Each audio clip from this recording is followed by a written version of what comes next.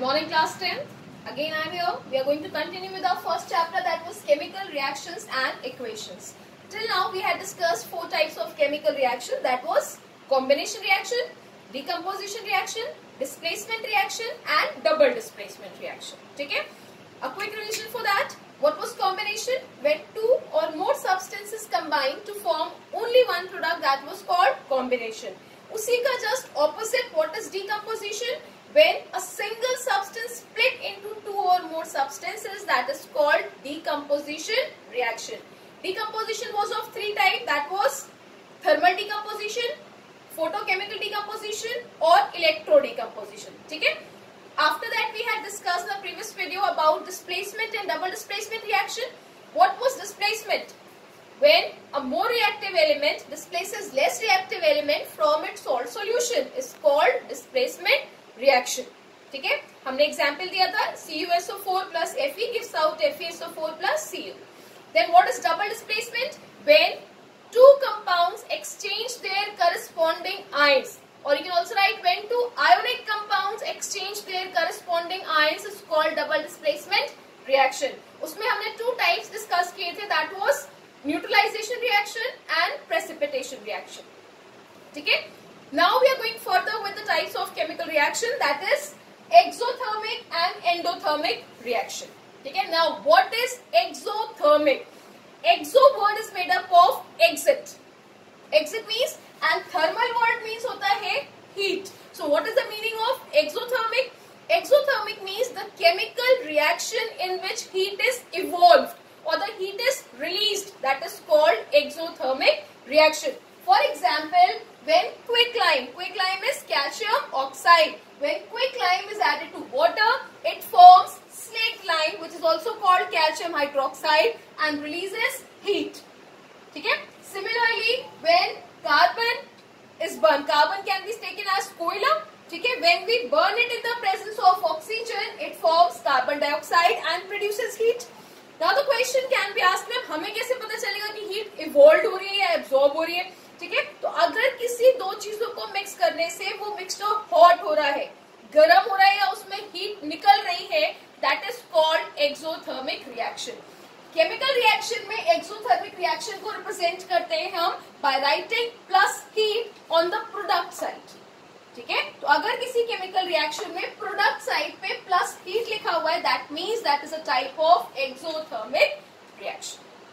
ठीक है. Now next is endothermic reaction. Now what is endothermic? Endo matlab absorb and thermal means heat. So what is endothermic? The chemical reaction in which heat is absorbed, that is called endothermic reaction. For example, when nitrogen is mixed with oxygen, it forms nitrous oxide and releases heat. That means जब हम इन दोनों को mix करते हैं तो वो mixture बहुत ठंडा हो जाता है. Why? Because all the heat would be absorbed in this reaction and this reaction would be considered as endothermic reaction. Endothermic reaction को लिखने के 2 तरीके होते हैं. एक, या तो आप प्रोडक्ट साइड में आप देखोगे अगर माइनस हीट लिखा हुआ है, that means it is endothermic. और अगर रिएक्टेंट साइड पे भी प्लस हीट लिखा हुआ है, दैट मीन्स रिएक्टेंट ने हीट को एब्सॉर्ब कर लिया है. So this reaction would be considered as endothermic reaction. ठीक है. So what is exothermic? The reaction in which heat is released. What is endothermic? The reaction in which heat is absorbed is called endothermic reaction. ठीक है. Now we are going to the next topic, that is redox.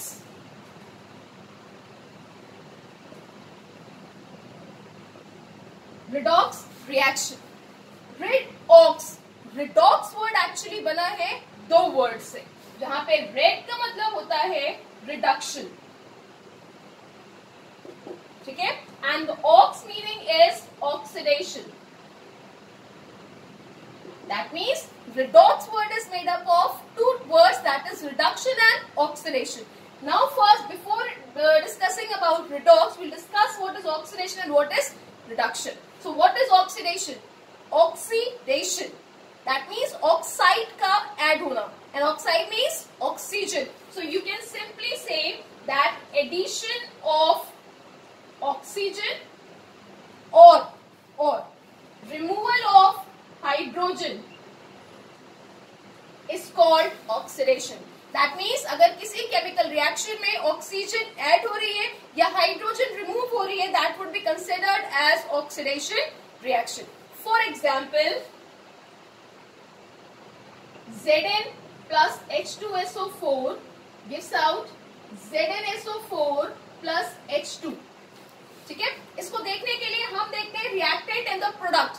You will see here the zinc does not have oxygen, but after reaction zinc ने oxygen gain करी. Yes, so this would be said as oxidation.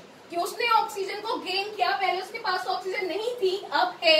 That means is a type of oxidation reaction. So what is oxidation?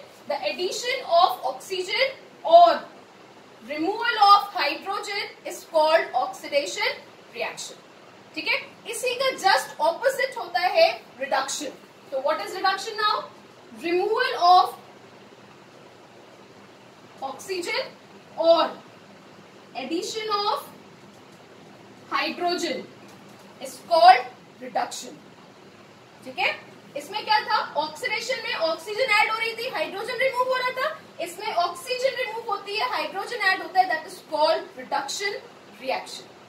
ठीक है, problem.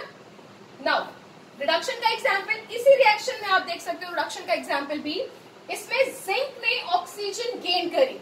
ठीक है, तो simultaneously hydrogen ने oxygen loose कर दी. Hydrogen के पास SO4 था, दैट मीन्स हाइड्रोजन के पास ऑक्सीजन थी, अब नहीं है.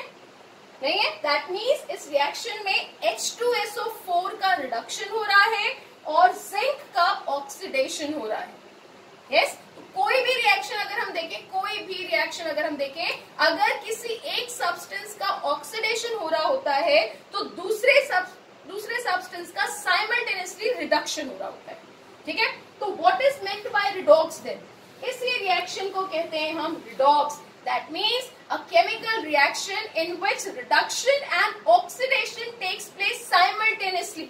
Simultaneously का मतलब साथ साथ.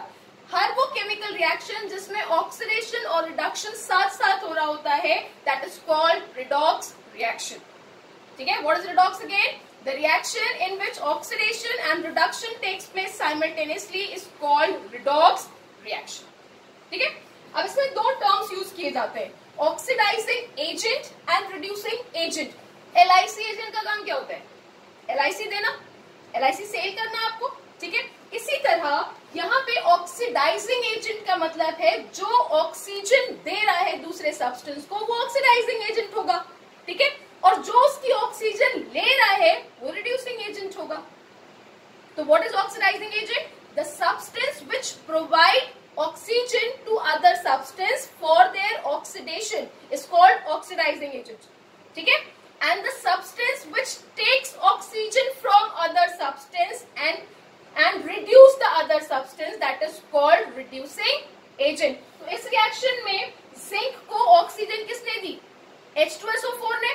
तो ये हुआ आपका ऑक्सीडाइजिंग एजेंट.